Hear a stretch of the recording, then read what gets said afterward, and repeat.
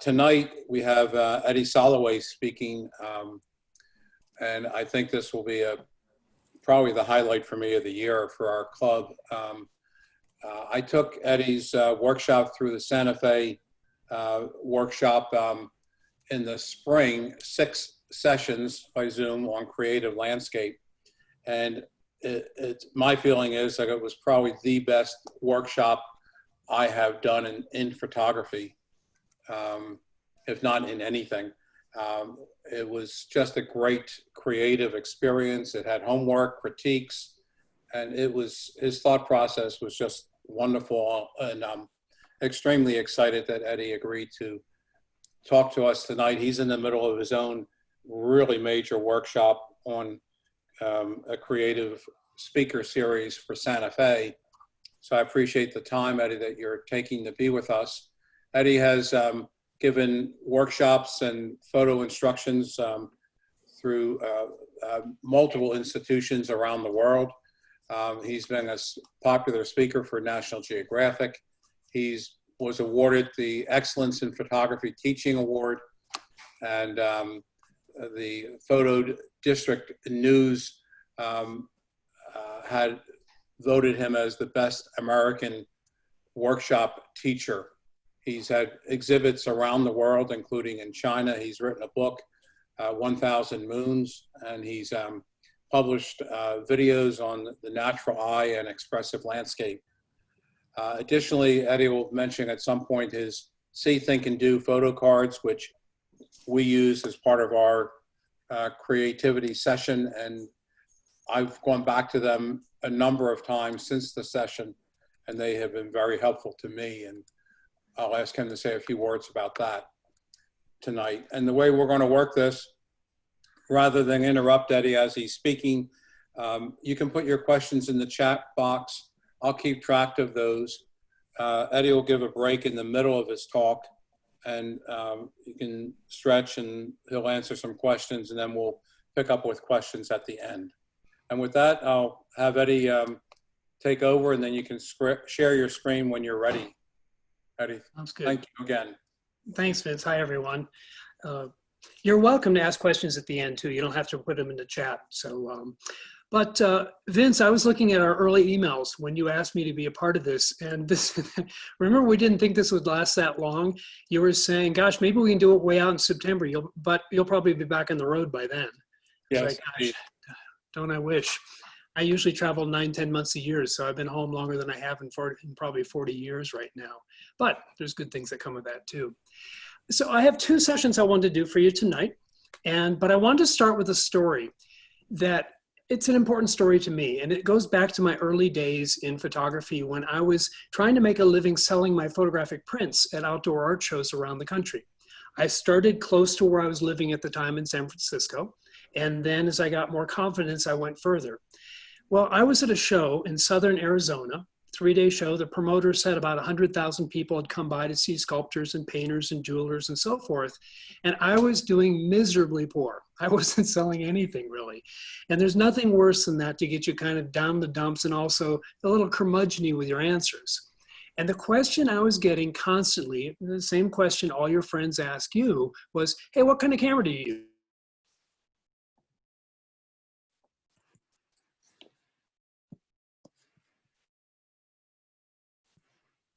I'm not sure if we just lost Eddie. Eddie, are you there? He looks to be muted. Really? We're viewing Frank's screen. Hold on, Eddie. So you just got on. There you go. Yeah, I think I was muted, and then I see someone else's screen. Yes. Oh. Frank Polchinski needs to stop sharing his screen. Oh, that's what happened. Frank, can you turn your screen off? Maybe Frank is muted. Can you do that? Yeah, you Vince? probably. I can't see anything. Is Frank muted? Frank is sharing his screen. We don't know why. That's Frank's screen. Oh, yay. Oh, Who? so now I see a sunset or sunrise. Now we got it. Okay, go ahead. Are we back? Everyone should have their mics off. If you can all unmute or mute yourself.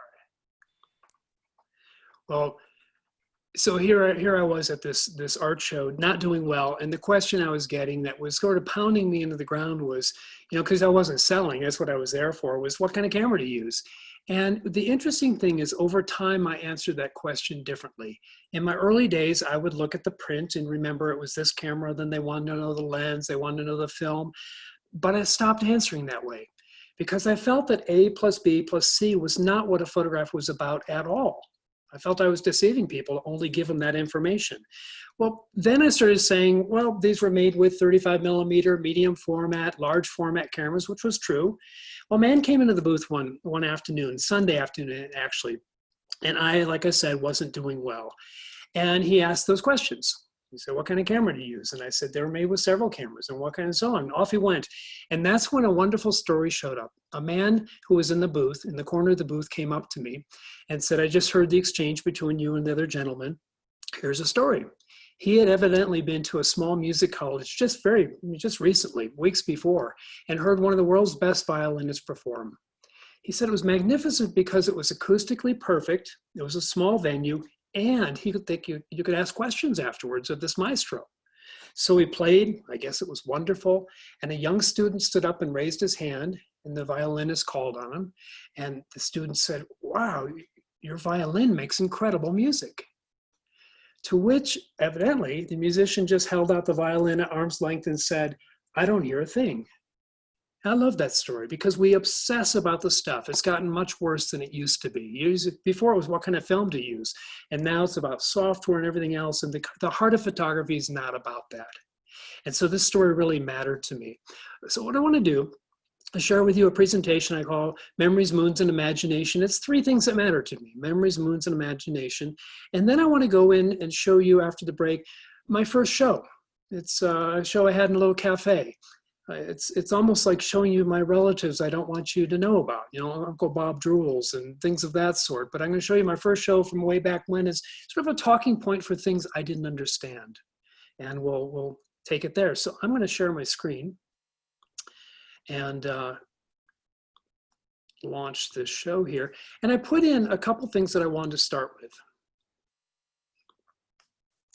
I wanted to take you back in time to show you 6 photographs, and it's actually 3 sets of 2. The first photograph I made when I was in high school, basically. I think one of them's in early college, and the second of each set I made when I was more serious on the path of photography. So I made this photograph when I was 16 or so. I was in the Great Smoky Mountains with some friends backpacking.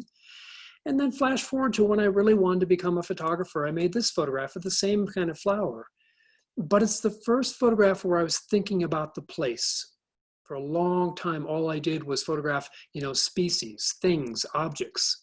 I could bore you endlessly with bad portraits of orchids and eagles. And I would show my friends these slides back in the day and say, look at the eagle. And they go, you mean that speck of dust up there? Well, anyway, I'm on a journey. Here's a photograph I made also in high school. I was living in the Midwest. I flew out to see my grandmother in San Francisco, and we went up to Bolinas Lagoon, just north of the city. Believe it or not, if you follow my cursor here, this is my photograph of a great blue heron. And that's why I pressed the shutter. But I do love twilight, and to this day I love twilight. This next photograph I made when I was more serious about photography. As a matter of fact, I'm still working on a body of work I call The Edge of Light.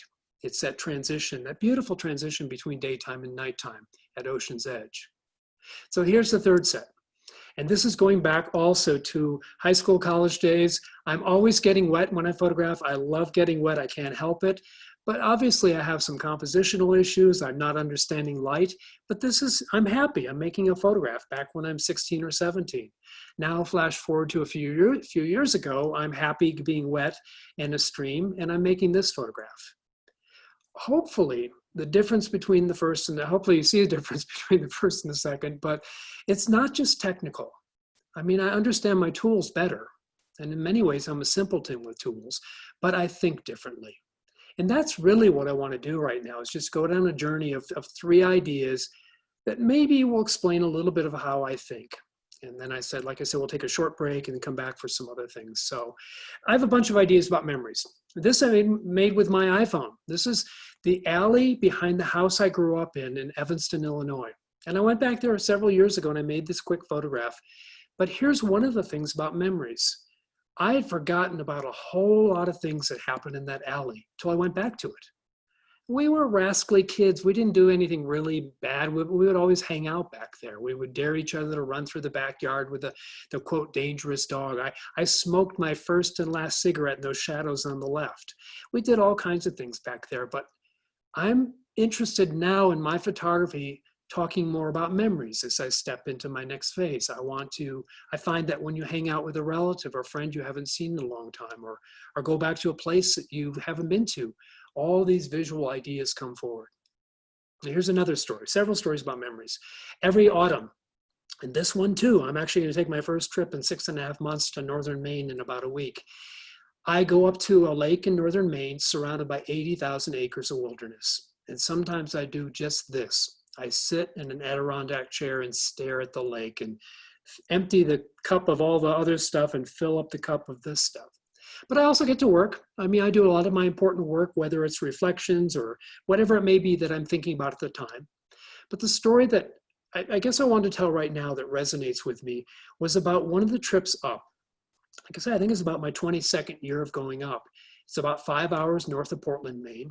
I stock up with provisions, and I usually get there in low light. And the last, 26, 27 miles are on old logging roads. And you know what it's like when you go back to see a friend that you're so excited to see? It's the same with the place. My windows are down. I'm smelling the boreal forest. I am so excited to be back at this place I love. But here's a story here's what happened in regards to memories. I pulled up to the lake. There's no electricity. I turned off my rental car lights and I saw this. I made this photograph later, but I saw these amazing stars. And all of a sudden in this darkness, smelling the boreal forest of pine and balsam fir and spruce and so on, I saw photographic memories from my past. I mean, I remember when I was paddling a canoe up in Ontario in a kayak. I remember being at a boys' camp in northern Wisconsin. All these memories triggered by smelling in darkness. I'm just curious about that. So, well, let me take you on a little down a journey, something I've been thinking about recently. Listen to this.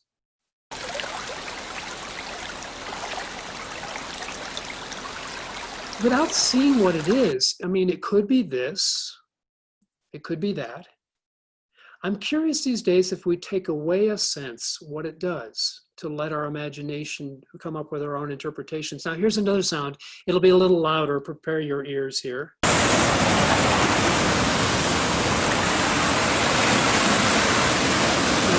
Is that here? Is it there? It's almost like another way into this is to say, if you saw you or any kids of yours saw the movies Harry Potter, the Harry Potter movies, they tell you what he looks like. But if you read the book, she describes him and you get to imagine a bit. So photographically, I've been thinking, if I take away focus, what if I was trained to have everything in focus, but if I take away focus, I think it leaves a lot up to your imagination for you to fill in the blanks. What if I take away focus and light? I mean, to me, now I can step in emotionally too. I can think about ideas like solitude, tranquility, loneliness, whatever you may be feeling as you make it or see it. What if I take away color? And so I've been curious about this idea of taking away as a way of letting the viewer have more room for her or him to do their own interpretations. It's interesting these days in photography, we want to open up everything, grab every single pixel of information. But I also think there's something to be said about leaving a lot unknown. To also be quite honest, for those of you that love to keep things in focus all the way through, I do too. I still make a lot of photographs like this. So I think another part of memories has to do with essence. And in this very traditional representational world, I think, how can I show essence so that someone can remember a place? And I think one of the things, the challenges, and I talk a lot more about this in longer workshops, is how do we make something fresh in our own? So here I am in the orange Namibian sand dunes and I'm turning around. Everyone's going into the orange and I decided to go into the light. You know, same thing here. I'm trying to sort of, I don't know if it's breaking the rules, but shake it up, going right into the light. It's a very traditional photograph in the sense that it's in focus, but I'm trying to do it a little differently. Or using elements to help people tap in emotionally. Fog is an amazing element for, you know, ideas of loneliness, solitude, tranquility, calming, contemplation. So in this idea of memories in essence, I still do reach for representational or traditional photographs, but you know, try and do it in a little different. Heat, lightning, and stars. Or go out at a different time of day. You can go to the beach when everyone's there for sunset and they applaud the sunset, and then they all leave at the best time, and you want to run around and say, wait, you're leaving before the show starts. And so a lot of what I think about is how can I show essence and memories in some fresh ways for me, whether I'm playing with letting go of focus or keeping it all there. So just before I go into the second idea of moons, I think it's just out of fairness, just to give you a brief bit of my background. Photography came later to me, even though I had a camera when I was young, but the deepest path I've had in my whole life has been a passion for the natural world. This happens to be my son, but when I was his age, I was always looking for frogs or going into creeks and ponds. That was a deep path. I went into the Boy Scouts. That was pivotal for me. I studied ecology at the University of Wisconsin. And then I went on to teach teachers in nature education. And then photography showed up about the natural world. So the deep path has really been about nature. How I express it has changed over time. And now I just am passionate about how I can make photographs and write and talk about the natural world.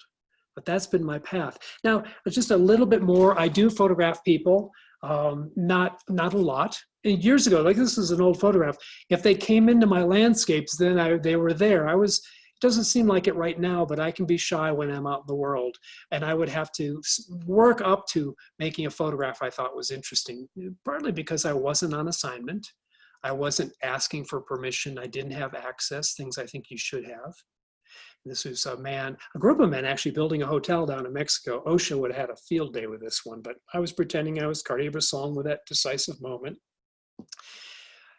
And over time, I have done more work with people, but it's not like what I do with the natural world. With the natural world, I'm often focused on a body of work or a project. Whereas when I'm out in different cultures, I'm sort of grabbing essences as I get permission, as I see things unfold.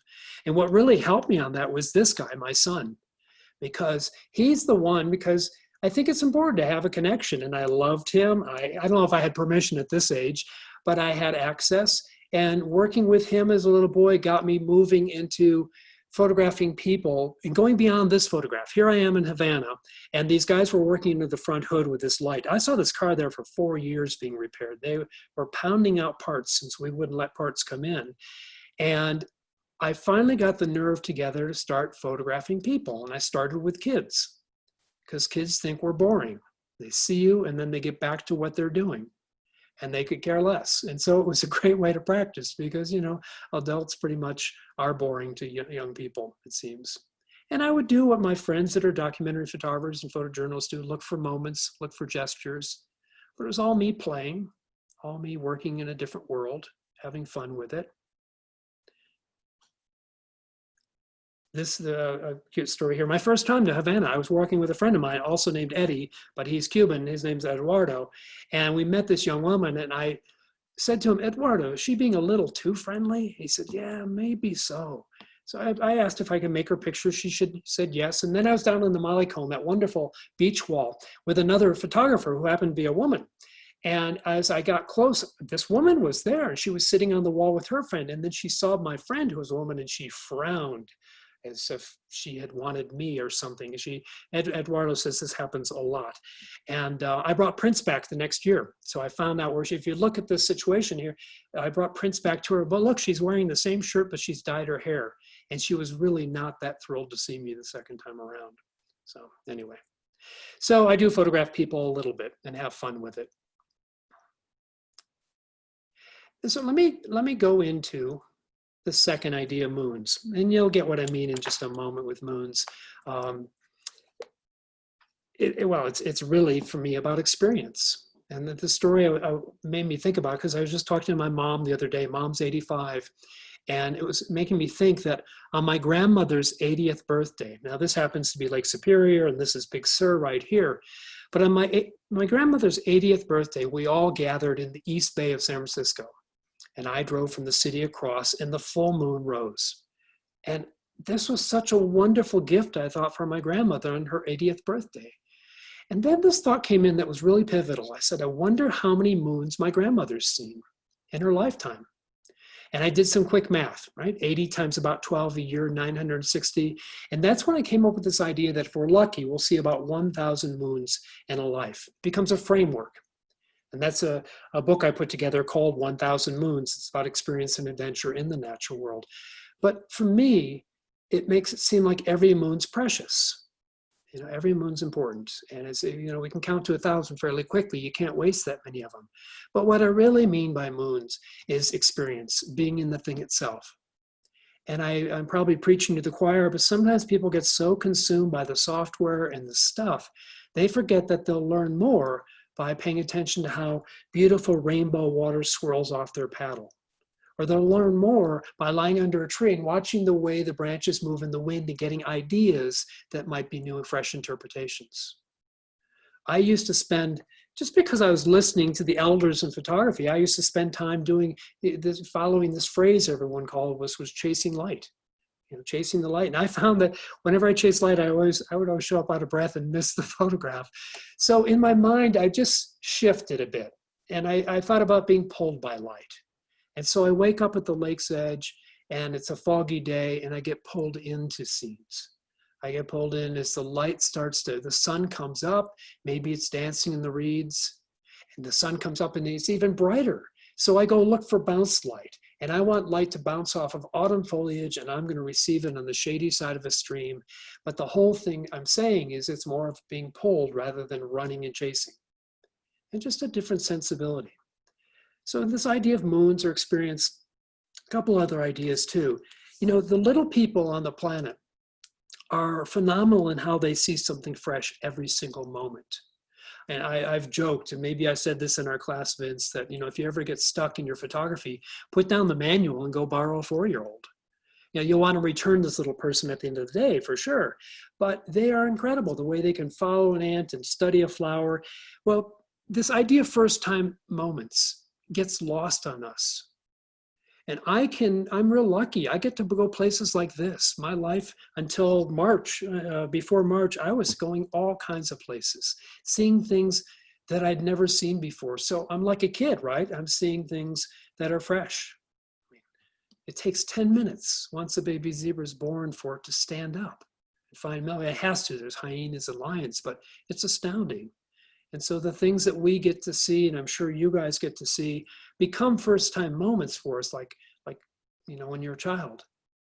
But I guess what I wanted to say is that that's not common. And what I have to do is I have to look for first time. I have to have a childlike curiosity all the time. So invited over to a barbecue, the smoke is fascinating.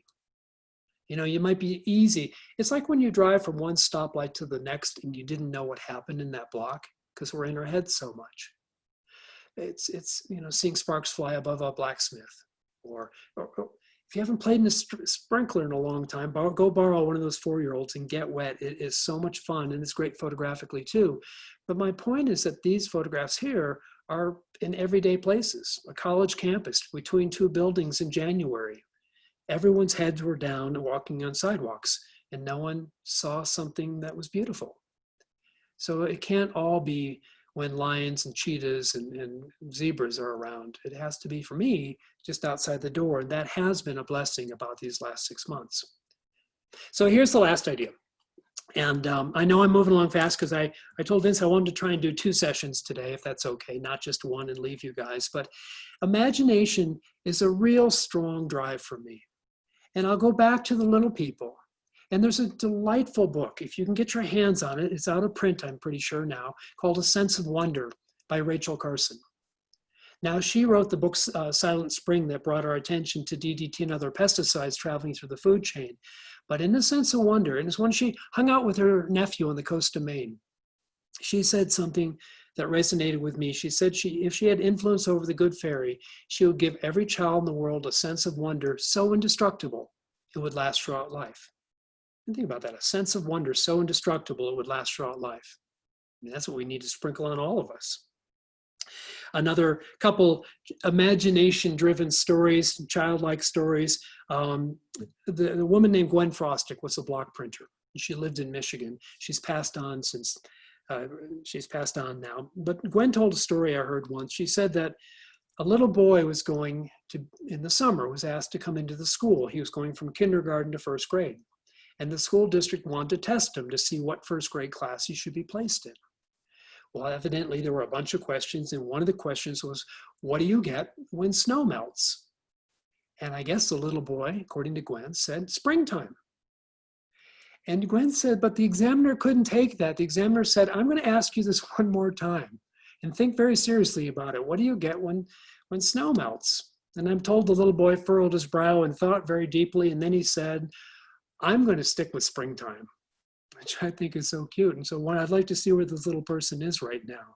To me, it's a delightful story. Or how about this? Probably many of you read Sword in the Stone in school. I think I read it back at the end of high school. And in that book, a little boy who's going to become King Arthur has a teacher, Merlin the wizard. I mean, wouldn't that have been awesome to have Merlin along the way? That would have changed things a bit. Well, Merlin turns the boy into animals to get an animal's eye view on the world.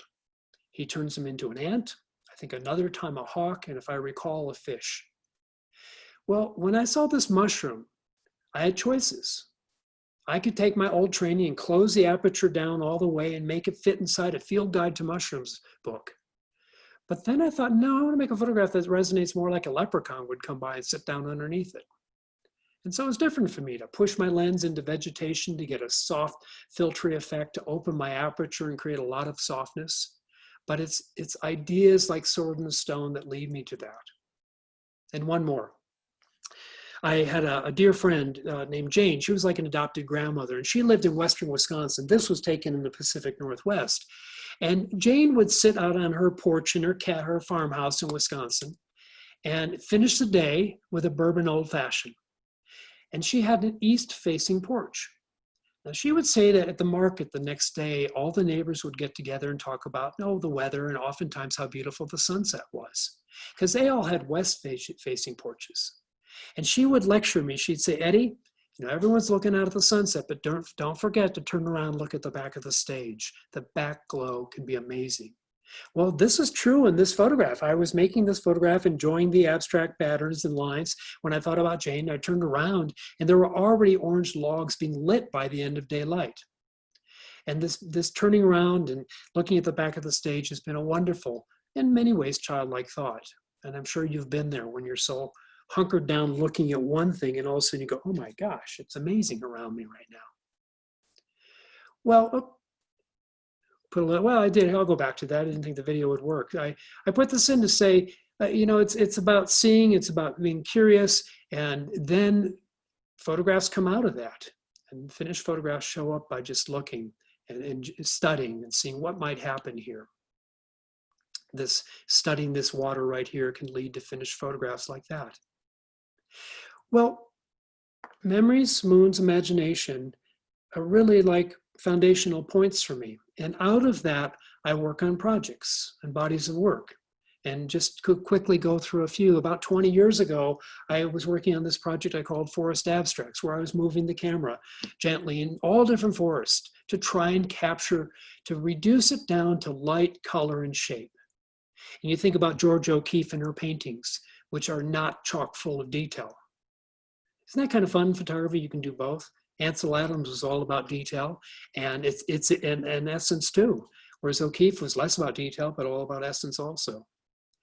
So this body of work was from different forests around the country. Then I went into putting my camera back on a tripod and celebrating impressionistic images driven by intense colors in northern Maine. For those of you that might be in the, you guys probably see this in autumn. These amazing colors that can be reflected by birch and maple trees. Driven also by, not abstract, but impressionist painters. I went back in time. I saw some of Edward Curtis's photogravures, a beautiful old process where you would take your film and burn it into a plate. Back in the day, you used to make copper plates burnt in with acids. And now you can use polymer plates that are less toxic, but still the idea is to take the negative information and burn it into a plate. So you're really like getting an etching, a photo etching, and mixing up inks and putting them on the plate, cleaning it, and then pulling one at a time on a printmaking press. And this was my project working on really memories, nostalgia, using soft focus plastic cameras and an old process. I could put two more in here. The edge of light I mentioned to you already, that changing of the guard from daytime to nighttime. I just love that time of day. I'm more of a night owl, so I work better at that time than I do at 5, 6 in the morning, I found. And celebrating that. But these ideas, I've said, memories, moods, imagination really help drive me on all that. So I'm going to stop sharing my screen. And, you know, if there's a question or two off the bat, great. But I want you to stretch for a minute or two and come back and I'll chime in with some more things. So anything, Vince, that is coming in? I haven't seen any. Folks can unmute if you'd like and ask any questions that you might want to. I'm actually happy you weren't chatting away all the time. Have you found that on some of these Zoom things, people are talking to themselves and not listening? So thank you for that. It's almost like going to a movie and having everyone chat. So. Hey, Eddie, I really like that you are using plastic cameras, I think you said.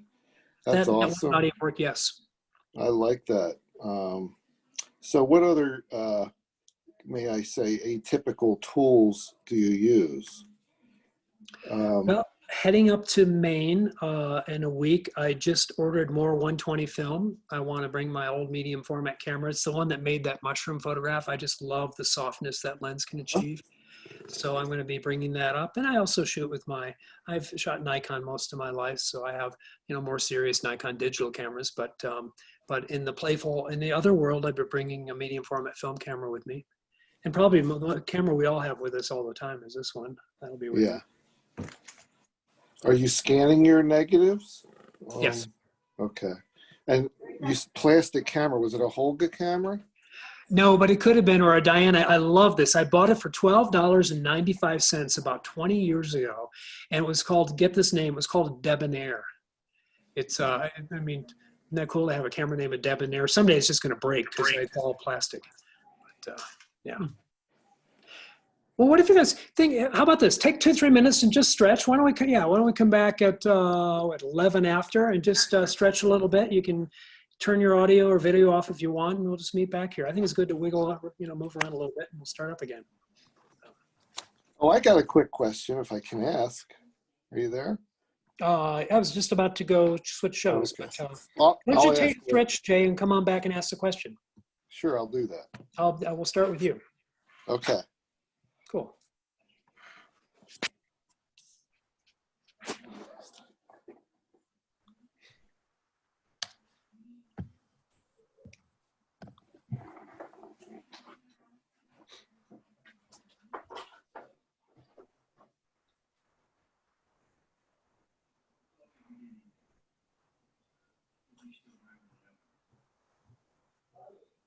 Lee, how are you down under?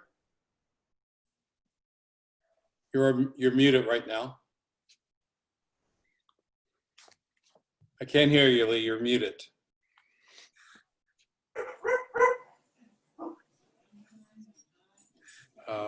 That's you. You muted me and then asked me questions. I mean, things are good. Down under. It's good. The thing that's bothering us is this COVID, and we're getting close to where we can relax some of the restrictions, but we're still on curfews and limited numbers of people and can't go more than 5K from home. But it's gradually working. They have a photography police in Melbourne chasing a friend who was photographing. Yeah, that put me off a bit. I thought that if you could only stop for a moment to take a photograph, it'd be all right. But some guy got a warning. He didn't get a $1,600 fine, but he got a warning. So my daughter won't let me take the tripod with us now because she says that looks too serious. Where you live, Lee? What part of Australia? In Melbourne? Oh, Melbourne. Yeah. Okay. Wonderful Yeah. city. Yeah. Yeah. Loving your photos. I was going to say to Vince, how about a trip to Maine next autumn? That would be great. You should see the trip Eddie's doing this October to his lake. Yeah. It's pretty fabulous. That was Yeah. canceled with the group, unfortunately, but I'm going. Yeah. So we Oh, had I to thought your cancel. group was still going. I thought you were going to do it. Yeah, I was going to, but then the restrictions on groups, and we would have to. We couldn't have meals together. We'd have to sit apart. It just was going to take everything away. So it's been 11 months of cancellations, every single thing. So thank goodness for Zoom. Yes. Yeah. Never thought I'd say that, but And speaking of Zoom, does everyone see my brother's screen name, Vince's little brother? I noticed that. Noticed that. all right. Eddie Well, had a question for you. Yeah, come on, chime on in, and then we'll get to Jay. I promise, Jay. But go ahead. I loved your cluster of work around memories. Do you ever do any writing connected to the images? Yeah, good question, little brother. I do, and I actually teasing you there. Sorry. What's your first name? David. David. I'm sorry. Oh, my brother's name. Yeah, I do. I love to write, and that's part of what I'm going to be doing up in Maine for those 2 weeks is catching up on a lot of writing. I just really enjoy it, and I think I can express things I can't photographically, so I look forward to that. Yeah. Took a writing class. One of the things I did, I've taken a writing class, and then I took a pottery class and printmaking. So I've been busy trying to do other things in this time. They were Hey, very evocative. Jay, you had a question? Yeah, Maine, you hit a soft spot with me. I'm a big fan of Maine. I love Maine. Yeah. And northern Maine, I love it up there too. Where do you go? Where, up near the Allagash? Up close to Baxter State Park. Yeah. Okay. Mount Katahdin, that area. Yeah. Yeah. Well, you could still go a couple hours north if you ever want to. Just close your eyes and go. It'll be beautiful. Yeah. Yeah. Well, should I jump in or? Yes, go ahead, Eddie. I would do so. I have one more question for you, Eddie. I really sure. was interested with, you were talking about looking at art as a way of encouraging your creative side as a photographer. Sure. So impressionistic art. Are there other styles of art that you have used as inspiration? Well, I think all art, and I think it's sometimes there isn't a connection that you know right away. And a good example is that I was at the Museum of Modern Art in New York City years ago, and I sat in front of a giant Jackson Pollock. I had seen Pollock in textbooks, and I never had appreciated his work, but sitting in front of one, there was rhythm and energy that was, I thought, very beautiful. Well, flash forward to probably a few months later, I'm looking at a stream in Maine in autumn with wonderful abstracts in them, and I saw action painting in that stream. It made me make some photographs I wouldn't have. Now, at that time, I don't know if I was going, this is Jackson Pollock, but I think because I let it into my mind, I accepted it. I have loved the work of Emily Carr. She has passed on, but she was a painter up in British Columbia and Vancouver Island. She did totems and things of Native Americans, the First Nation up there, but she also did beautiful stylized trees that look like the wind's blowing through the trees. So I think by dipping yourself in art, you let that come in as a possibility. And realize that there's, it's all about, and Vince can attest to this in the workshop, it's like, I wonder what would happen if. I think we get so bound into being careful or making everything the way we were trained it had to be that we're afraid to step out. But how could you show wind? There's a great poem from Robert Frost about it. There's another one from Whitman about a redwood tree. The line is, a redwood tree murmuring out of its myriad leaves. Murmuring out of its myriad leaves. So just like you look at art, here I'm looking at a poem and thinking, how could I show murmuring? Well, what tools do I have? I could put my camera on a tripod in low light and wait for wind to move. I could take my camera off the tripod and in lower light so I could give a slower shutter speed, move and make murmuring. I could, if my camera let me have multiple exposures, do several multiple exposures. So there's several ways I might show murmuring. So dipping yourself in art, whether or not it's immediately the connection or it happens later, I think is crucial. Ginny, I was actually going to be raising that point during the questions. In our 6-week workshop, Eddie referred to his study of art repetitively, like 3 to 4 times per session, and used that as his example of studying other people's work and melding it into his thought process, et cetera. So it was a very appropriate question because you read him pretty well. I beat you to it. Good. Well, let me jump in, and I'll hang around for questions at the end. I want to share my screen in a second. I want to do a session that Vince and I talked about before, and it takes me back to, it's more of it's helping photographs go from good to better. And it takes me back to a time when I was living in San Francisco. I wanted to seriously be a photographer. I knew I didn't know nothing about lighting, about commercial photography. So I apprenticed at a photo lab, a wonderful photo lab where I could learn the skill of making a beautiful print, and then I could go out and sell prints. So San Francisco was expensive, and I couldn't make a live. I couldn't pay my rent on the lab, so I bartended at night. And a woman kept coming in. It was clear that she was about to open a small restaurant, and she knew I wanted to be a photographer. So she said, "Hey, I'll give you your first show." I was thrilled. I had no clue that she was just looking for prints for the month of August, and then she'd be on to September, and she'd forget me. But here I was. So let me show you my first show. And what a question I was always asking in the day, because we were dealing with some pretty cool film coming through the photo lab. We were printing for Galen Rao, we were printing for the Weston family and Judy Dater and top artists and advertising agencies. And I would look at this film and go, man, how come mine don't look like that? So let me take you back to where I was at the time. And this is what I hung in the show. And like I said, half an hour or so ago, this is like revealing my family to you. Yeah, I've got that crazy uncle or whatever, but this is where I was. Hey, this, by the way, this is Wilson's prom, and not far from Melbourne, but a long time ago. So this is where I was. You saw my photograph of great blue heron already. This one. Oh, I should tell you, my the owner of the restaurant said she was going to have a wine and cheese party for me and to invite my list. I didn't really have much of a list, but I did my best, and she invited hers. And I sold 3 prints at the opening, and my grandmother bought this one. And even when she was 97, she passed on at 97. This was hanging on the wall. Now, the true story is my mother bought the second. And you can see where this is going, You can't but see your screen, Eddie. you can't. No. All right. There you go, I got it. Are you seeing the lily pad? I'm not. Is everybody else seeing his screen? Oh, we're just seeing the I Zoom. see it No, now. you're not sharing your screen. Well, no, I was sharing. Let me jump out again. So you saw nothing? No, Just sorry. you. everybody on Zoom. Oh, that's too bad. I was waiting for you to pop it in.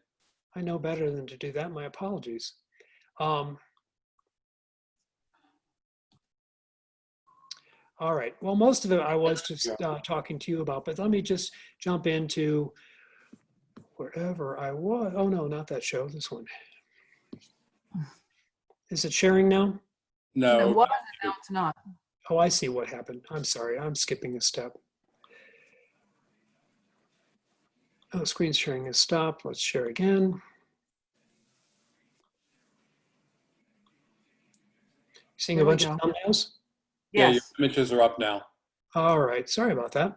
No problem. So I will show you, I just had been into a few photographs and I showed you this. So this is one I said was photographed down in Wilson's prom, not far from Melbourne, Australia. And this is what hung in that little cafe, including the great blue heron. And that you saw. And this is the one I said that I sold 3 prints and my grandmother bought one. This is the one my dear grandmother bought. And then the second one went to my mom, and you can see why it's like family law. You had to support me, I guess, because I was broke, starving artist, had no money. But the third one was bought by a stranger, which I'll show you in a moment. That's the one that gave me hope. But let me keep going. There aren't too many more. Now, if you wish this was sharper, I actually printed an out of focus picture of this forest that should have been in focus because I loved that forest. My basket of good ones at the time was really tiny, and every one of them was attached to personal emotions or places, and I could not separate that out. You know, as you start to photograph more, you just can't show mistakes. You let go, you don't do those things again. But I showed an out of focus picture of a forest. I showed photographs like this. I guess it was cool, a leaf was poking through a leaf. Yeah, lots of photographs that are kind of difficult, but that's where I was. This is the one that the stranger bought, which is closest to my sensibilities now. So what I wanted to do was look at a handful, maybe half a dozen ideas I didn't get. I wasn't aware of at all at that time. And one of them was light. And I've shown you this. I had no idea about light. I didn't understand that all light can be good, but for different reasons. And this is really harsh, contrasty light. You can do things with that light, but not this. I made photographs like this a lot. I was up in Yosemite and I was happy. I mean, sunshine makes us happy, but it renders incredibly contrasty traditional landscapes. I mean, look at the whites in the cloud, the whites in the snow. There's nothing there. Look at the blacks in the lower left, 0 information. I didn't get that at all, and it took a while for that to happen. The next photograph is one of my favorite mistakes. I had graduated from high school, and I was heading from the Midwest to the Pacific Northwest. My goal with some buddies was the Olympic Peninsula, to see the whole scene out there. We were Midwesterners and hadn't seen it. On the way, I camped in Wyoming for the first time under a beautiful sunset and a quintessential scene with an old wooden fence and cows grazing in the field. And here is that grazing in the field scene. I took photography as an elective in high school, and my teacher said to bracket. I have no idea how that would have helped me this time, but here's proof the cows were there. I did bracket. But see, what's going wrong is I didn't understand that there were 2 kinds of light. I didn't understand that there was bright light coming right at the camera and open shade below. It took a long time for this aha to come about, to see that there's no bad light, but to see how light can trick you and do bad things. This next set of 2 was a real pivotal moment. By this time, I had a medium format film camera. I had it set up at Zion National Park. You can see a real contrasty, sunny scene. I'm starting to understand that maybe this isn't right. I sit down on a rock for a moment, and I notice there's a big cloud that's about to cover the sun. So before I show you that second picture, keep looking down in these shadows in the lower right. Now here comes the sun. It's an entirely different photograph. So it was a journey to understand that there's many kinds of wonderful light and understand how to work with them. And at the beginning, I didn't get that at all. Another thing I was clueless about were photographs like this that were completely chaotic. As a matter of fact, a lot of my photographs in the early days, I said, were about things with no attention to anything else in the photograph at all. Now I have 4 ideas on chaos. And one of them is light in front of dark. Now, this is not a real chaotic scene, but you can imagine a busy forest behind here. Light in front of dark helps with chaos. Another idea is focus in front of less focus. And a third idea, which is also shown in the second one, but I'll go to another photograph, is a color in front of a different color. So light in front of dark, focus in front of less, and color in front of a different color. And the fourth idea is I just have a better sensibility. I like a little chaos these days. I went through a period of not paying any attention into making everything too clean, and to now I like a little bit of, I mean, the world is full of warts and bumps and things like that. So I was clueless about edges. I did not pay any attention to the 4 sides. As a matter of fact, I made photographs like this first one I showed you a fair amount, where I probably was thinking, this goes back into the 80s, who knows what I was thinking then, but I was thinking about this little sweet Zen garden down here. But look what I gave you. In and out of focus, branches everywhere. I didn't even see that. And so now I think about, how do I lay the frame over my idea? There's many answers. I mean, nature, I'm not going to go clean things up in the natural world. And you're going to have things poke in and poke out, but I do my best job of paying attention to the four sides by how I lay the frame over my idea. And sometimes there's more than one answer. Like here, I decide this bizarre rock in northern New Mexico, I decided you can see to include it on the left. But then I thought, I don't know, I'm going to change it up a little bit and show what's way down there. But I'm still thinking about how to lay the frame. Even little tiny juniper trees, little part like on the left there, I'm going to try and make a decision. Are they in? Are they out? I'm not in charge of how nature does it, but I can try my best to be paying attention. Even in this scene where the dust is moving to the right, I wanted to press the shutter quickly because I didn't want all that light dust on the edge. The top, the left, even keeping this little guy in were easier decisions, but I wanted to make sure that I press the shutter. It's a small thing, but a lot of these are tiny things that I think matter. There is a cute little story. Sorry, I can't help myself at times, but these moms were over at a watering hole, which was maybe 50 feet away, and they were drinking heavily, and then they were spraying water on their backs, and they came over here to this sandy spot, or dusty, and they were blowing dust on their backs as she is, and it's good sun and insect protection. Well, this little guy down here and his buddy were still at the watering hole, and no one was paying attention when all of a sudden he fell in, and he heard this big splash, and he started crying. His little trumpet was up in the air, and he was drowning.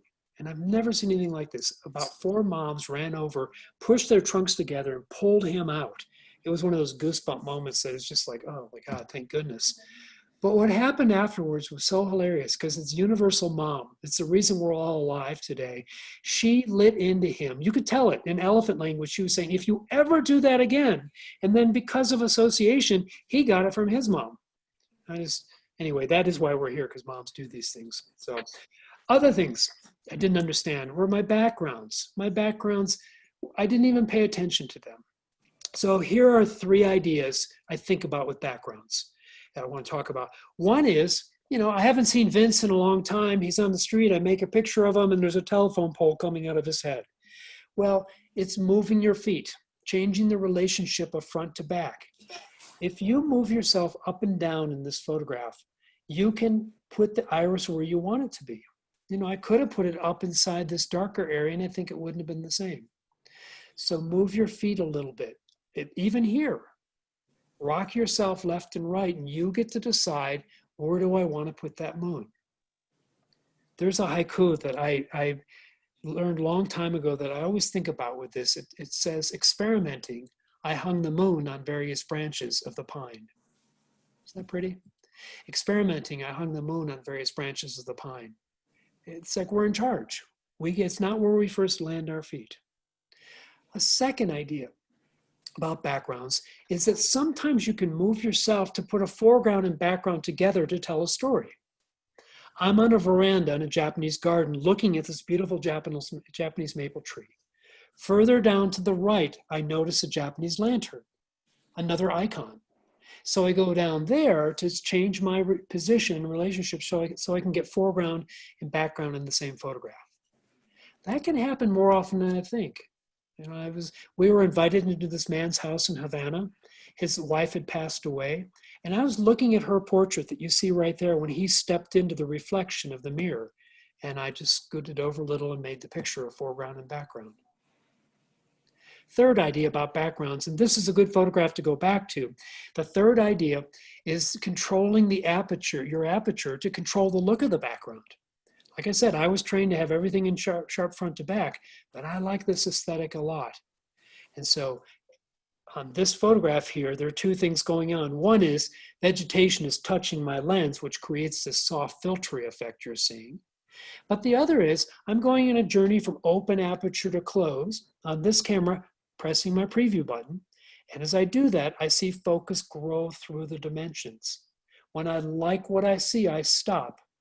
Don't worry that it's getting darker. You're going to solve that with a good exposure. But you just go, that's now a little sharper. Perfect. I love that. Oh, not too sharp. Pull back a bit. On a mirrorless camera, the nice thing is as you change the aperture, you see the growth or diminishing focus depths. So just a teaching example. I'm laying on the ground on a hill underneath this little mushroom. Photograph 1 and 2 are the same, except I'm going to change the aperture and therefore change the shutter speed too. But I'm going to put focus on the mushroom for both. I'm at f32 on this lens, all the way closed down, but this is far away, so it'll never come in focus. But look at the difference when I switch to 2.8. It's a wildly different aesthetic. And that journey of open to close is absolutely wonderful. You know, in a Japanese garden, I start wide open, I start to close the aperture, and I see these little contributions show up. I go, that's kind of cool. As I close the aperture all the way, they'll never come in focus in this one scene because they're too far away, but they look like they're out of focus and they shouldn't have been. So you get to control a wonderful field. I mean, if you love to photograph people, you're on the street. Do you want the people behind to be washes of color you borrow from? Do you want them to be out of focus people? Do you want them in focus?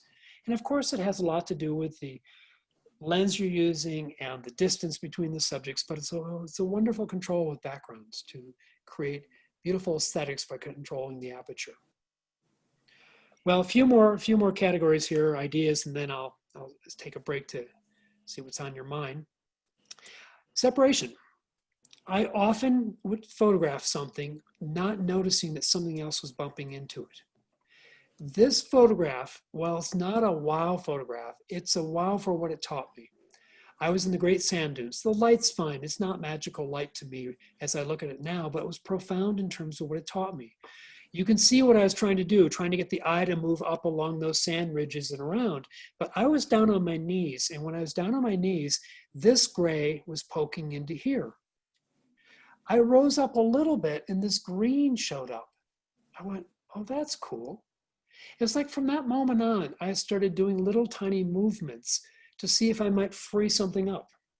Give it some separation. You know, maybe a little more energy. Oh, this is a very old photograph, a copy slide of a dye transfer print. If anyone's seen dye transfers, an old printing process.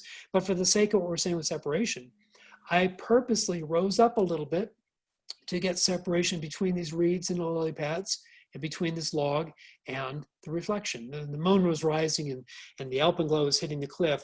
But you can imagine if you went down too low, you would close all this and it would smush together. Wouldn't look the same. Here's separation that's left-right. I wanted the eye to go down and see these 4 trees. I'm not going to separate the forest, that just doesn't happen, but I can take some control on the journey for the eye. Even with people, you can imagine how this wouldn't work if I was a little to the right. Actually, I'm going to show you this series in just a moment, and you'll see I made a big mistake on one of them where I wasn't paying attention to a hand that hit a head. So the 2 more ideas I wanted to talk about in this, how come mine don't look like that, these things I didn't really get. One was my sense of composition was pretty limited at the time. And now what I think about is, where do I want the eye to move through in the frame I'm creating? And I think we're all pounded by one rule. It drives me a bit crazy that all we talk about is the rule of thirds, because I think there's a lot of different ideas. And back to the question of looking at other art, look at the way painters compose, look at other, because you'll see that there's more than what we've been taught. So some ideas. This is the one that my grandmother bought. This is the way I always did it. I always trapped everything in a box. I think you can do that at times. I think some things belong in the center, but it's not something to do all the time. I think there's more energy to be had with some other ideas. So here are some ideas. A strong horizon line on the bottom suggests a composition that takes your eye up. And sometimes I do that. You know, I establish a strong horizon line, and it's about what's rising up from there. The opposite can be true too. A horizon line towards the top, and then it's the journey going up to that. A similar one. Now here we are in photography. We're in a 2-dimensional art form. And one of the ways to help make it 3-dimensional is to bring a diagonal line into our compositions. That's one way. A diagonal line can pull us into a 2-dimensional form. Another thing we can do is, with a wide angle lens, create a really strong foreground. You know, these are so close I could blow and these leaves would move. So let's say you're really wide, 17, 20, 28. You can create an intimate place for the viewer to step into and then go on the journey. And that's a wonderful way to create a composition. You know, you can feel the texture in those rocks. My feet and my tripod are just out of view, and I'm starting the journey. Another thing people forget sometimes is it's great to turn the lens down. You can just barely get your feet out and create a wonderful journey because wide angles are so good at that, you know, 2-3 feet to infinity. That little boat suggests another idea I've heard painters talk about, which is a counterpoint. A counterpoint, in some ways, it's like David up against Goliath. It's a little something that has importance. It holds weight. And this photograph you're seeing of the little cloud, this was just in the backyard and I ran out to make the picture because I thought it was a good teaching example. If with your hands right now, you take away that little tiny cloud, there's nothing down there for the eye. And it's not that everything has to be filled, but I think there's times when a little counterpoint like this creates movement. You know, you can move back and forth because of that little tiny yellow cloud. And I see that happen at times. I think this photograph would have been fine without the moon, but the moon gives you something up there. I saw recently a beautiful photograph of the bottom. It was a vertical like this. The bottom was a sliver of a mountain with a little tree on it. And up above was a lone, like vulture flying. That vulture was a powerful counterpoint. But not that you could have had someone sitting on the mountain and it could have been about loneliness. You don't have to always have these rules. This little bird, you know, while the right side has texture, the left was fairly smooth and this bird ran out and I thought, perfect, push the shutter because it seemed like a wonderful counterpoint. And there again, you're not thinking all these things like, oh, this is a counterpoint, press the shutter. These things become part of you over time, I think. A few more ideas. I throw a lot in with composition here, and then we'll do one more idea that I didn't get after this. I think it's interesting. There's two ideas on converging lines. So I think, okay, accept them both. Understand them. One says that the lines should meet inside. You're telling the viewer where it's going. Right there, it's meeting and then going on. But then there's an idea that, well, maybe you want to create a journey outside. Why does everything have to end in the frame? Can't you create wondering? I'm wondering, I'm going on a journey. And so I think that's an interesting idea as well. This photograph here, an older photograph on a medium format piece of film in the Coral Pink Sand Dunes, if you've been there, it's a lovely state park. It's either burnt orange or coral pink. It's like Bryce Canyon National Park. That foundation, when it's crumbled up and blown by the wind, is what's creating this. This seemed to me like symmetry and asymmetry, right? Because there's two similar shapes, cloud and the tumbleweed, but they're very different. Two similarly sized fields of color, blue and orange, but almost opposites. And the rule of thirds, right? Put a tic-tac-toe grid on the frame and one of those four intersecting points would be a good place for the subject. This is close to that idea. I put this later on purpose because I don't think we should always talk about it. Retreating horizons and layers. You've probably been somewhere, maybe a Blue Ridge Parkway, Smoky Mountains, the Pacific Northwest, where you're standing by on top of something, you see retreating ridges going back and back and back. Well, I put this photograph in to remind us that these ideas take place in intermediate photographs like this. It's about retreating layers and a reflection in a creek. It could be in a macro photograph like this, a little pocket of ice. And I just created a little bit of a diagonal to shake it up a bit. Almost done with this category here. And I wanted to put this photograph in to say that sometimes you're not fully in charge of the composition. Nature is your partner. So I established a base composition with the rocks, and I wanted the sand dune there. I did not want the sky because that exposure would have blown the image out and pulled your eye up too much. And then I had to be patient. Some waves came in a little, some shot way past, but nature was going to finish this for me. This is another one. I'm standing knee deep or thigh deep in this water looking at exactly this. I'm seeing this. I'm in the shady part of a creek that's receiving, sunlight is hitting foliage above in bright light, and I'm receiving this in the open shade. But you can see I've got an exposure that's dragging the colors a bit. All these dark areas here are openings. Sometimes it opened a lot underneath to the rock. And so I found my composition, and then I had to work with nature and go now and try and press the shutter at the time that made most sense. Sometimes I put a couple in for fun at the end. Sometimes things happen. You just got to press the shutter, whatever the rule, just make the picture. The last picture, by the way, stars giraffes too. The kids do this more than we do, but have you ever had a friend kind of photo bomb your composition or your photographs? That's what happened in this one here. Photo bomb of the giraffe. By the way, these two moms were looking at cheetahs, not at me. And they were big, strong moms with babies. And the cheetahs said, nah, we're not going to try. So that was one idea of where the eye moves. And the last one I want to leave you with, and then I'll pop out and see how you are with questions and all, is when I first made pictures, you could look at my old rolls of film, and I made 36 different pictures, all different. And I was always running all over the place, 36 different ones. My photography got a lot better when I found something interesting, found a wow, and I hung out and worked it. And so what I want to do now is show you where I started with something, starting way back in some more recent ones, and then had to, I just realized how funny is this? All this talking, and I realized I never plugged in my mic. But luckily, I guess you guys are hearing me. Too much zooming on the mic finally towards the end, maybe. We could hear you fine before. All right, good. It's sort of funny. I just saw it sitting over there. But the first photograph's fine, but I worked it a little bit. So let's go back in time. This goes way back into the early 90s, the Great Sand Dunes National Park in Colorado. These prairie sunflowers, which are about knee-high, were growing into the sand dunes, along the roadsides too. Well, I made many pictures because it was kind of surreal, but this one here, I see problems years later, a collision between the flower and the shadows. So I made some pictures, and then I'm going to go over here and kneel down and get those flowers up against the sky. And to me, it was more whimsical or more surreal. This truly was a time when I would make a picture and move.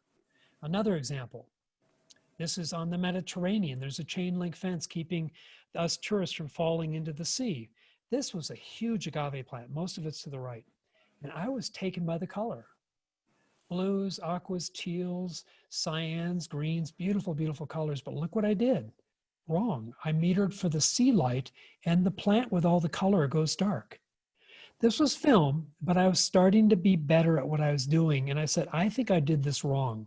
So I moved over to the right to the heart of the plant where I had no sea in it and metered the sea light coming in and made the idea I was thinking about. Just a pause, a deep breath for a moment.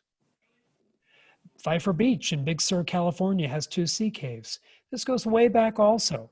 Here I am with the time I love, twilight, and having a bad habit of moving too fast. Well, this was filmed, so I didn't see it afterwards, but the true story is this was mesmerizing because it looked like buckets of paint were being splashed in by the wave at sunset. But look what happened. That's a lot of black. I mean, I've got a whole lot of black here, but even though I couldn't see this in the back of the camera, I was finally slowing down because this was really cool. So I get pulled into the reflection. I work that for a bit. But my eye right now says I should have been working in the center here because that's a lot of black left and right. But see, I slowed down and I hung out. And then I started to get the idea that maybe I should come in closer and use the black to my advantage, create a doorway. And I liked that, so I stayed there. And I made many, many pictures because I knew that I needed a lot because it was always going to be different the way the waves came in. You know, it was 2, 4, 8 seconds, things like that. Then I still had time to go down the beach and photograph. And this is what started to change. I'd come home with a roll of film where there was something I liked rather than 36 that were, okay. So other examples with people. In Havana, this little guy, I could not shake him. Wherever I was, he was in front of me. He didn't want to see his picture. He didn't want money. He just wanted to show off skipping rope. So here I'm thinking, well, don't be shy and don't take one picture and run. Work this. So I went from here to moving and putting him in front of this basketball game. Not putting him, he just jumped nonstop. The calories he spent an hour was phenomenal. He was good at it too. This is the one. We had permission to go in to see this ballet school. These young girls were going to go into the National Ballet if they passed certain tests. Well, we had permission to be there. We could work the edges. I can be bashful at first or get intimidated. And so I made this first picture, but thank goodness I didn't stop because she's knocked that other girl's head off.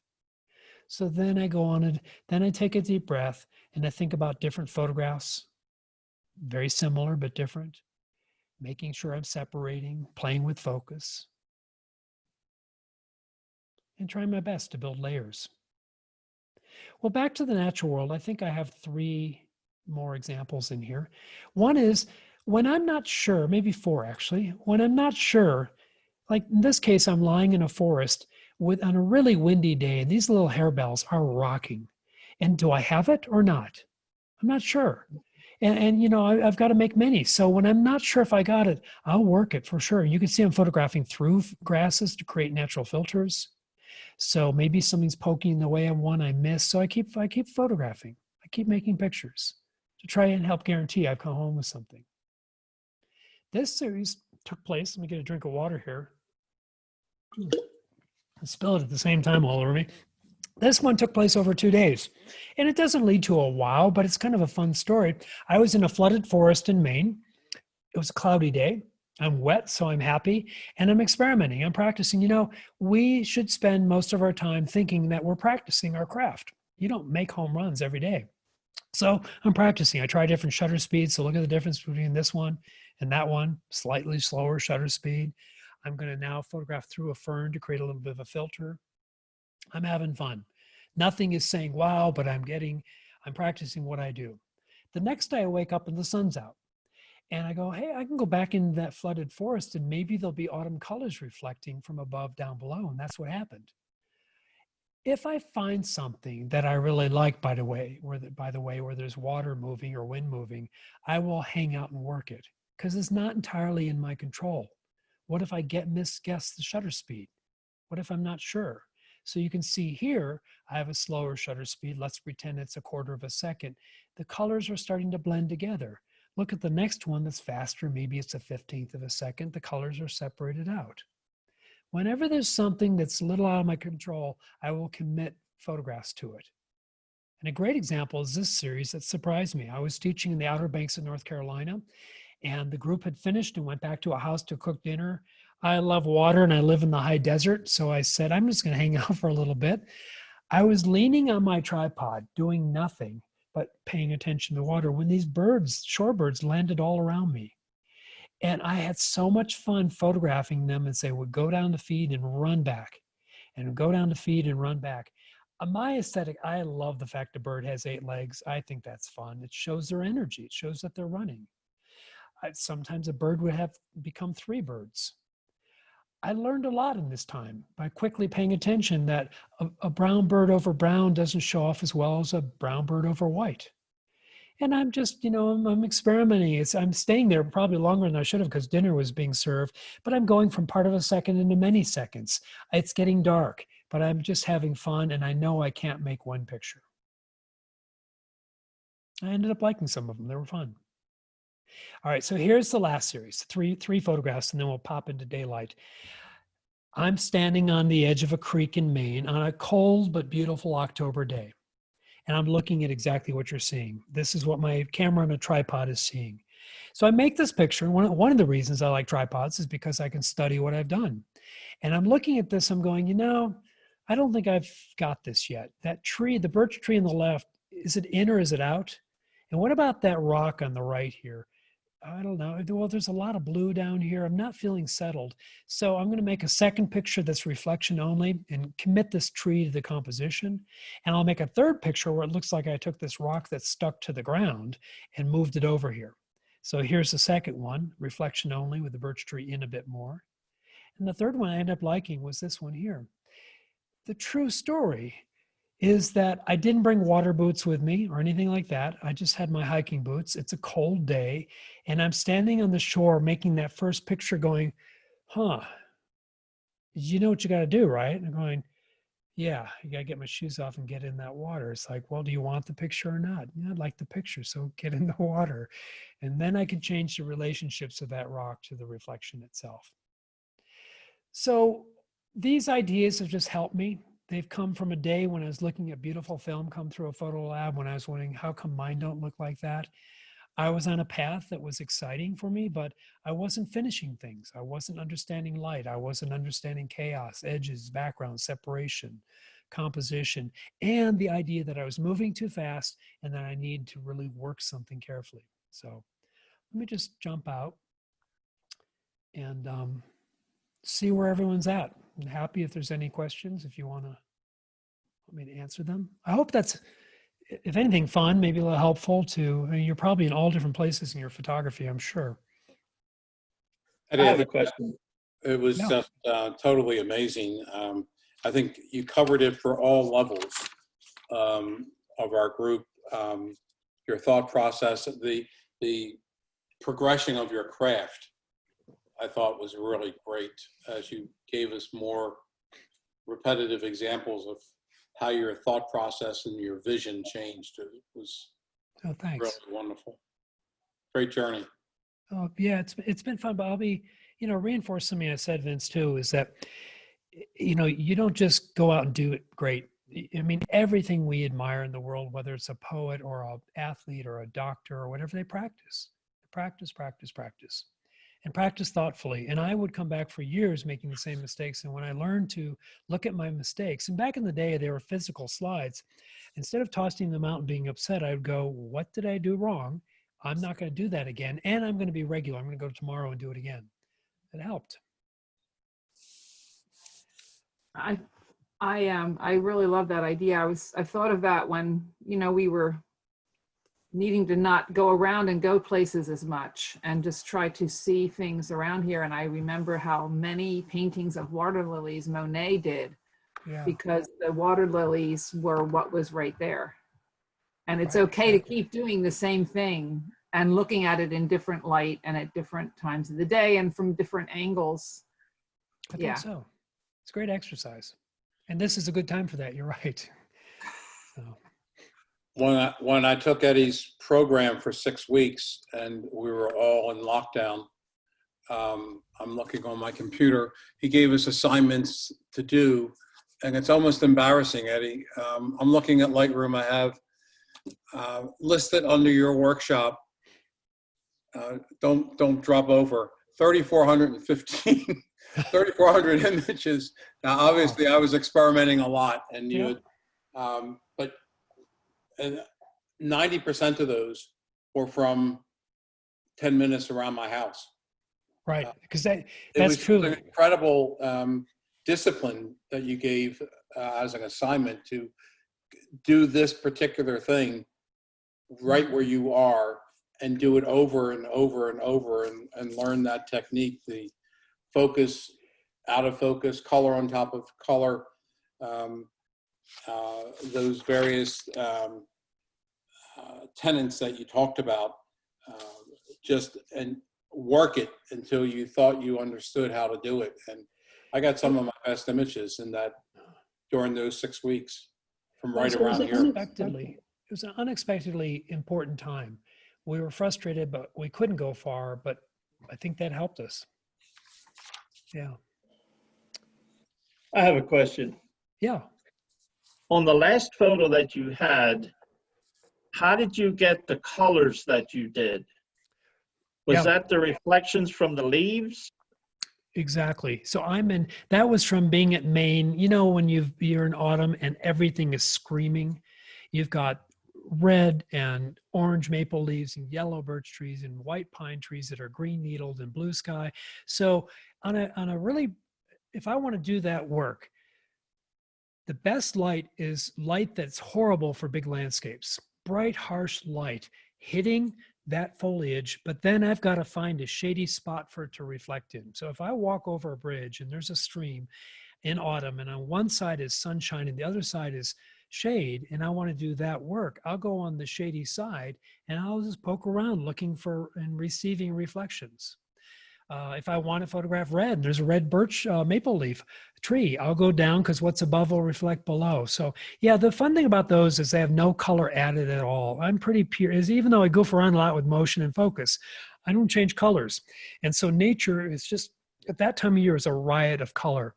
You may have seen, I've put a photograph of a mop. I didn't show much. I think there's a foot of a person.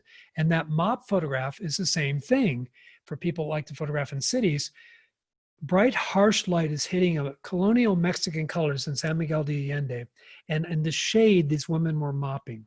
It's the same as that photograph you're just talking about, and that harsh light is being received by dark shade that's wet. Okay. Yeah. Eddie, Thanks. do you use Lightroom and Photoshop, and do you manipulate the colors much? Or? Good question. I start with Lightroom because it's a powerful cataloging software. It's very, I can keep track of everything easily. I like it a lot for keywording and keep knowing where things are. And I'd say that 80% of my images now are finished in Lightroom. I work in curves more than, and Photoshop speak more than levels. I like finessing contrast or color if I want to. So occasionally I'll pop out to Photoshop for finessing that. I don't change color though.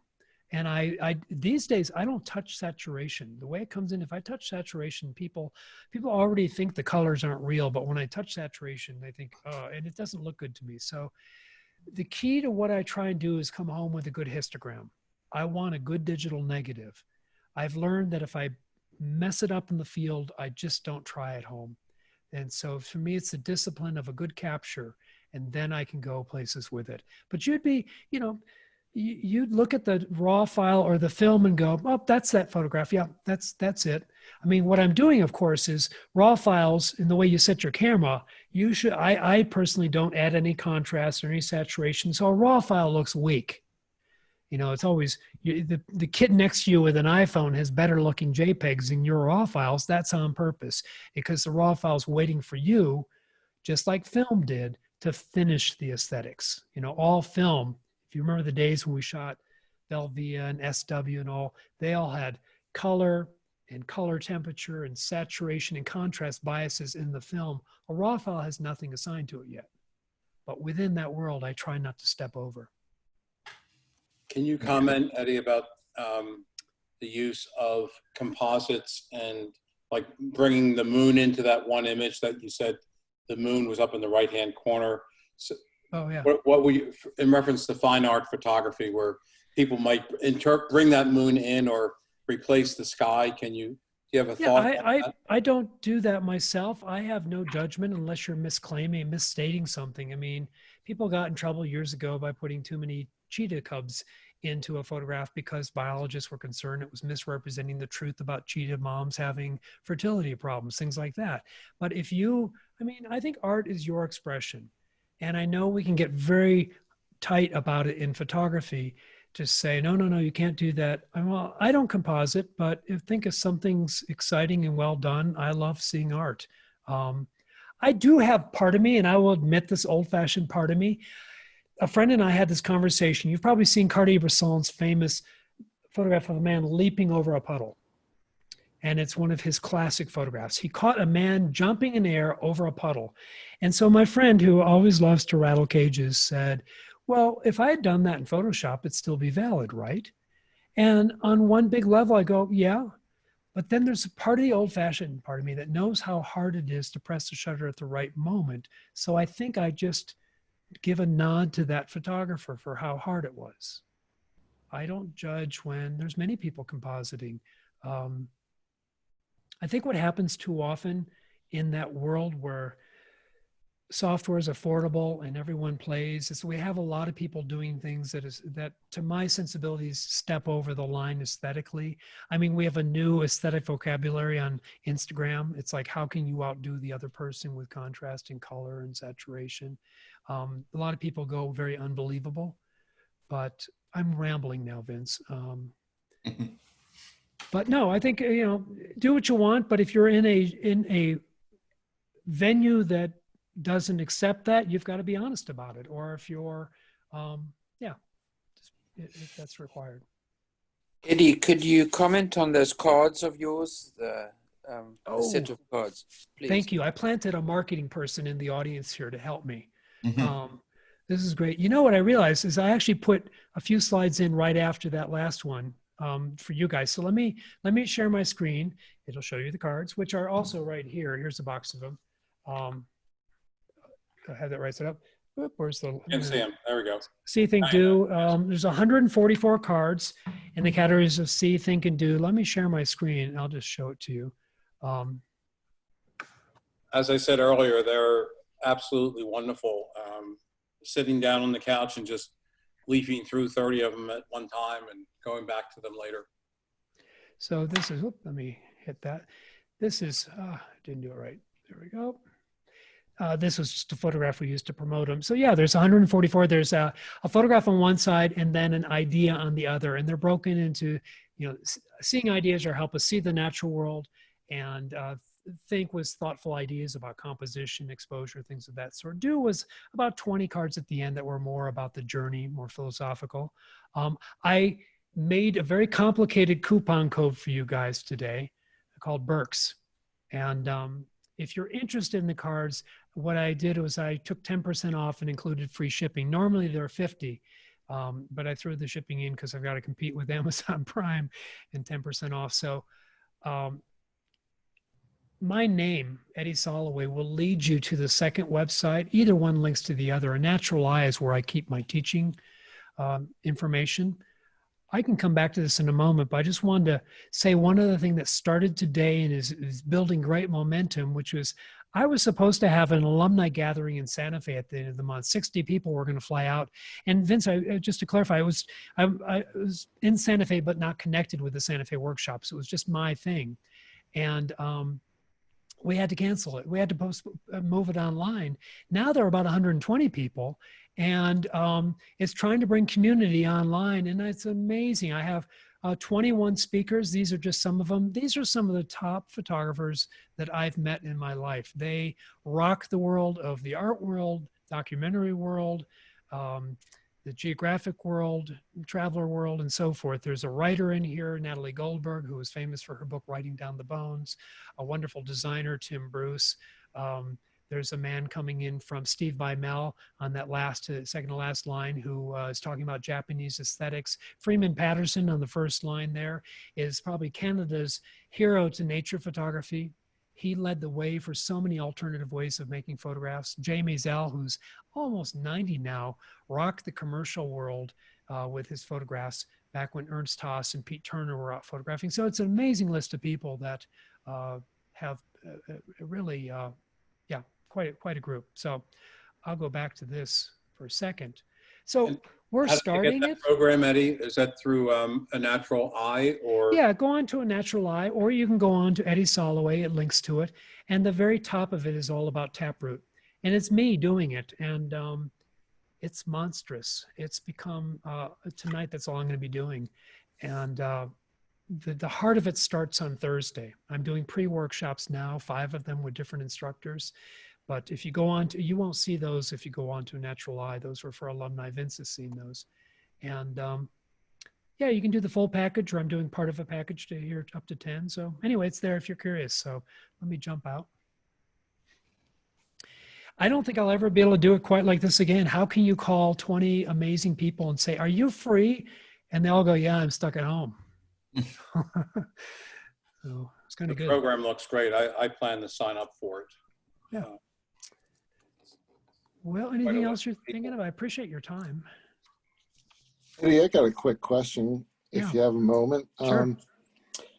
I'm curious. I mean, I was looking at your images, listening to you, and I felt a lot of you feeding your soul through your photography, like you just going out and enjoying your photography and really taking it in as you go out, as contrasted against what I see many photographers doing in pushing the commercialism, whether they have to or not, through sponsorships, blogging, constant emails, workshops, social media postings, blah, blah, blah.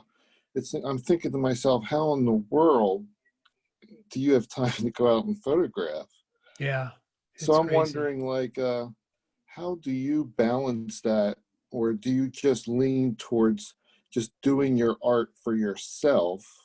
And are you showing your work anywhere? Are you printing your work, selling it, or showing it in galleries, that sort of thing? Jay, we're going to have to open a bottle of wine and hang out for an hour now.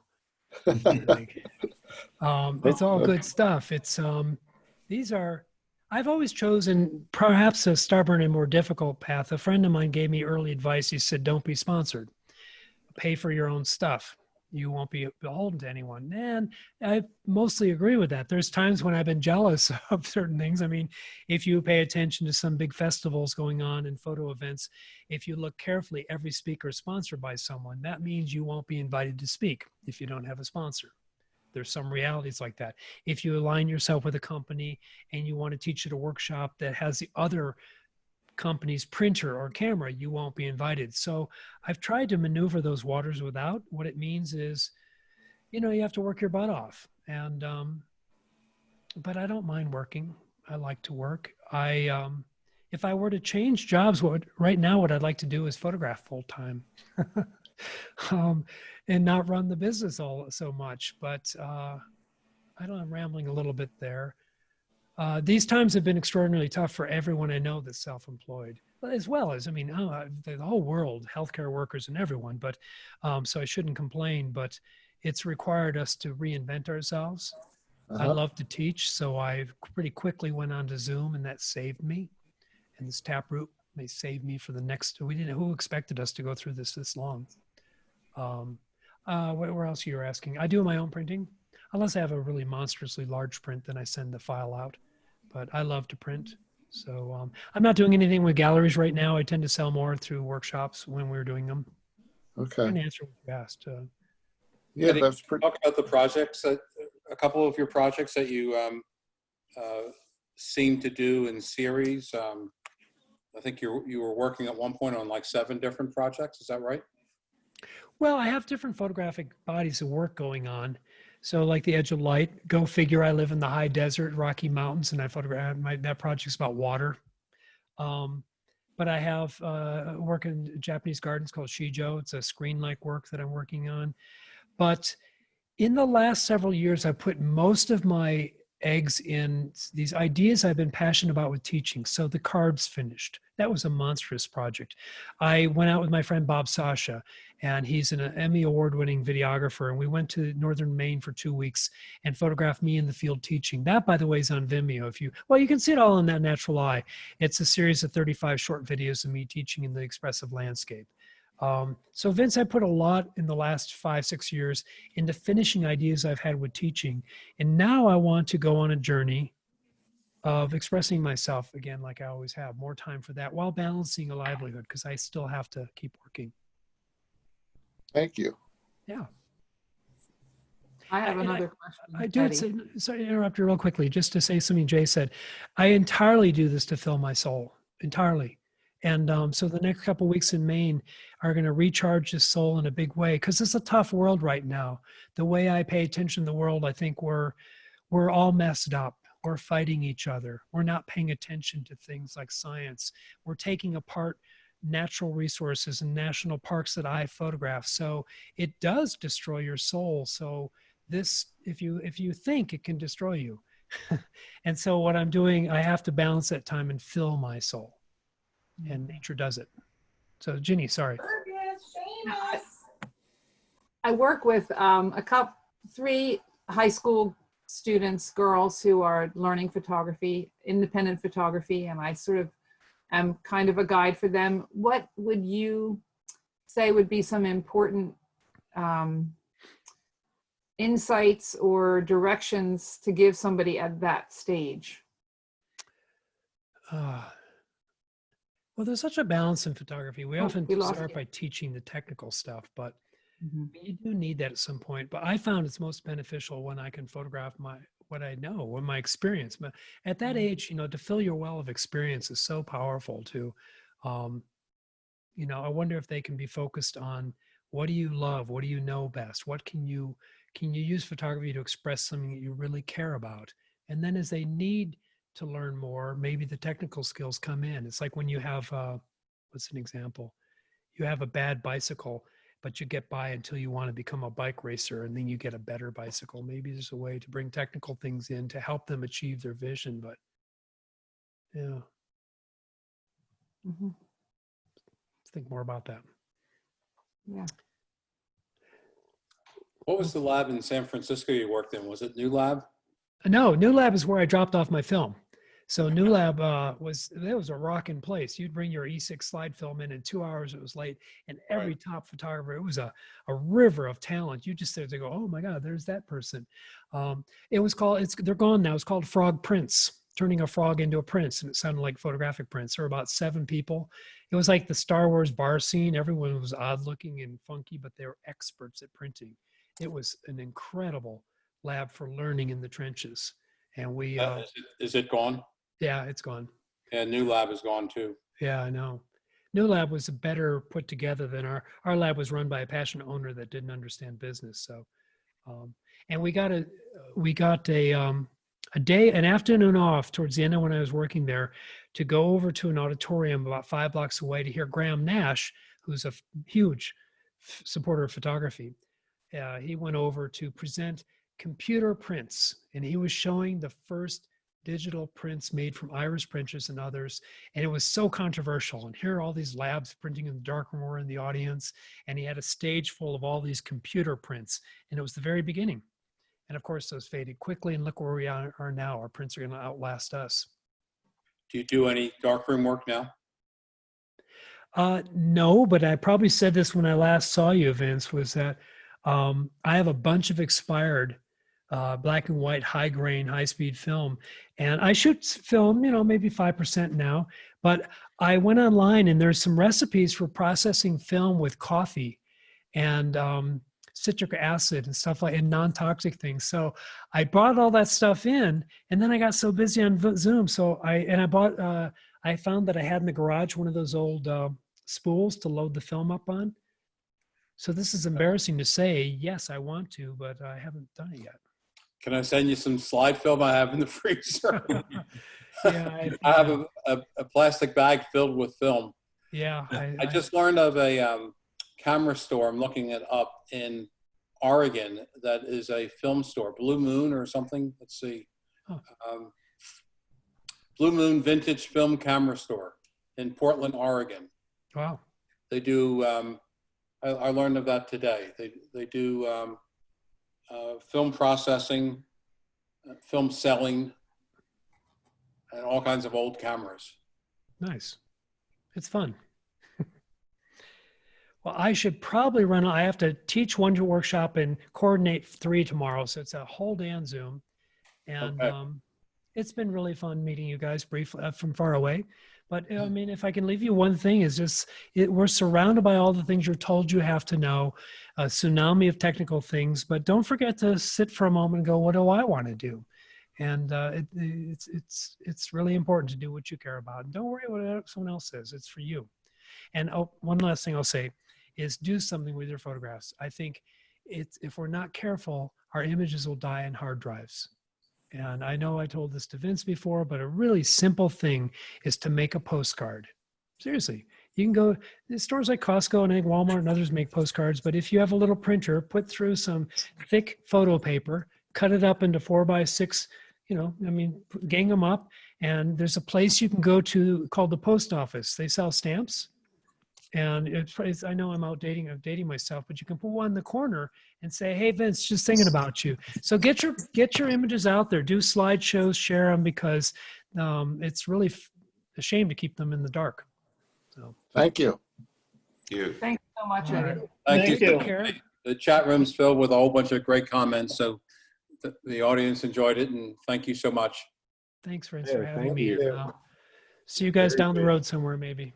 All righty. See you later this week, Eddie. All right. Bye-bye, take care. folks. Bye-bye. Thank you. Bye. Thank bet. you. Thank you. Bye. Thanks. Thanks, Vince, for organizing that. Yep, you're welcome. All right. Jenny. And it Yes. was the first thing that got canceled for me with this COVID was a Graham Nash concert. March Okay. 13th, I was supposed to go see Graham Nash. Oh, And then, didn't know you that were was the day performing. the axe fell. I didn't know he was still performing. Yeah, it was going to be at the, oh man, I forget the name of the little place. It escapes me, but anyway. Yep. Local, that was, oh, well. Pretty It neat was. night tonight, I thought. Oh, at the Yeah. Keswick, Yeah, okay. Yeah, yeah, Nice. that was a great night. Thanks for getting him to come. That was, I found it very inspirational. Yes. He's almost religious when he's talking. Yeah, you can tell that he, and it reminds you to get back to what sort of the roots are of photography. So, well, good night, everybody. Good night, folks. All right. Good night. Good We'll night. see you. Thanks. See you later.